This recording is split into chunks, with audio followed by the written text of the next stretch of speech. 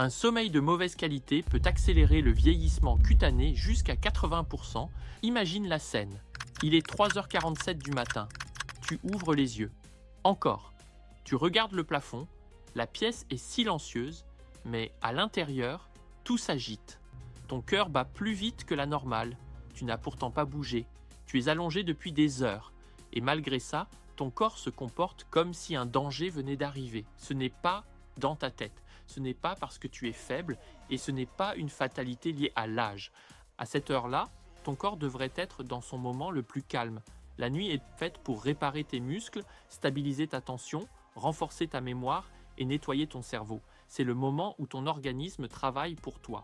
Mais quand tu te réveilles en plein milieu de la nuit avec le cœur qui bat et l'esprit en alerte, cela veut souvent dire que ton hormone du stress, le cortisol, est monté au mauvais moment.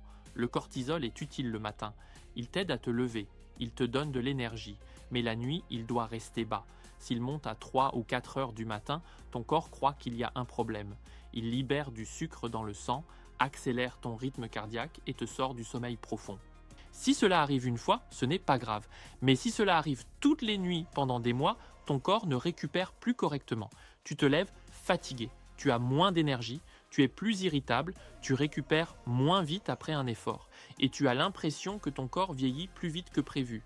La vérité, c'est que beaucoup de personnes vivent avec ce problème sans comprendre ce qui se passe. Elles pensent que c'est normal, elles pensent que c'est comme ça après 50 ans. Mais ce n'est pas normal de survivre à ces nuits. Tu es fait pour dormir profondément. La vie moderne a déréglé beaucoup de choses. On s'expose à la lumière tard le soir. On grignote des produits sucrés sans s'en rendre compte. On boit peu d'eau. On vit sous tension en permanence. Tout cela peut perturber ton rythme naturel et faire monter le cortisol quand il devrait être au plus bas. La bonne nouvelle, c'est que ton corps veut retrouver l'équilibre. Il n'est pas cassé.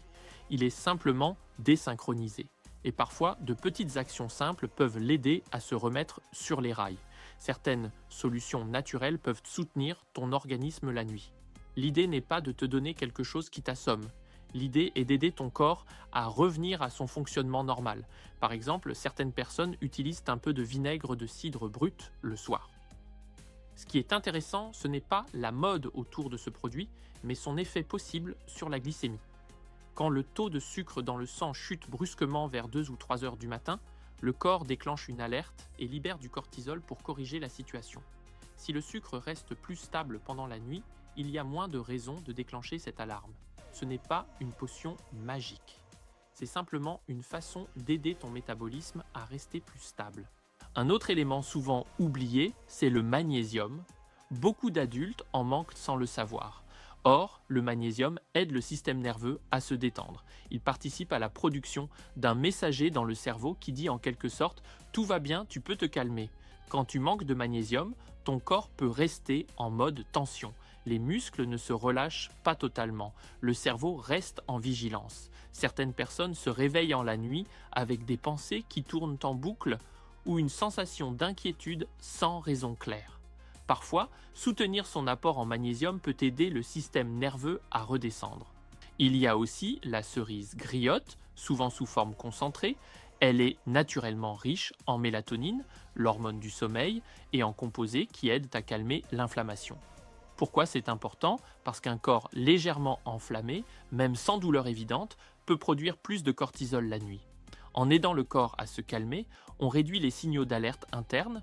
Certaines personnes redécouvrent un sommeil plus profond quand elles soutiennent ces mécanismes naturels. Elles se souviennent de ce que cela fait de se réveiller avec une vraie sensation de repos. Il existe aussi des plantes comme l'ashwagandha qui sont connues pour aider le corps à mieux gérer le stress. Ce n'est pas un somnifère. Cela ne force pas le sommeil, cela aide plutôt le système du stress à retrouver un rythme plus stable. Avec le temps, certaines personnes sentent qu'elles sont moins tendues le soir et qu'elles se réveillent moins souvent dans la nuit. Un autre exemple surprenant est le miel cru. Beaucoup pensent qu'il faut éviter toute forme de sucre le soir. Pourtant, une petite quantité précise de miel brut peut parfois aider le foie à tenir toute la nuit sans déclencher d'alerte. Lorsque les réserves d'énergie du foie sont trop basses, le cerveau peut envoyer un signal de stress pour fabriquer du sucre. Une petite réserve stable peut éviter ce pic de cortisol. La clé ici est la précision et la modération. Enfin, il y a la glycine, un acide aminé simple que ton corps utilise déjà.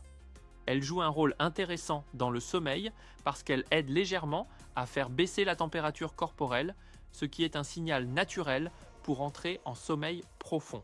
Elle agit aussi comme un frein naturel du système nerveux. Certaines études montrent qu'elle peut aider à s'endormir plus vite et à réduire les réveils nocturnes. Ce qui est important de comprendre, c'est que rien de tout cela n'est une solution miracle. Il ne s'agit pas de chercher la poudre magique. Il s'agit d'aider ton corps à retrouver ce qu'il sait déjà faire. Ton organisme est programmé pour dormir. Il est programmé pour réparer, récupérer et te redonner de l'énergie. Si ce n'est pas le cas aujourd'hui, ce n'est pas parce que tu es cassé. C'est parce que quelque chose perturbe le rythme.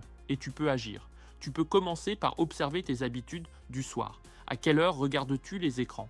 Que manges-tu avant de te coucher? Bois-tu suffisamment d'eau dans la journée? Ton corps reçoit-il les nutriments dont il a besoin?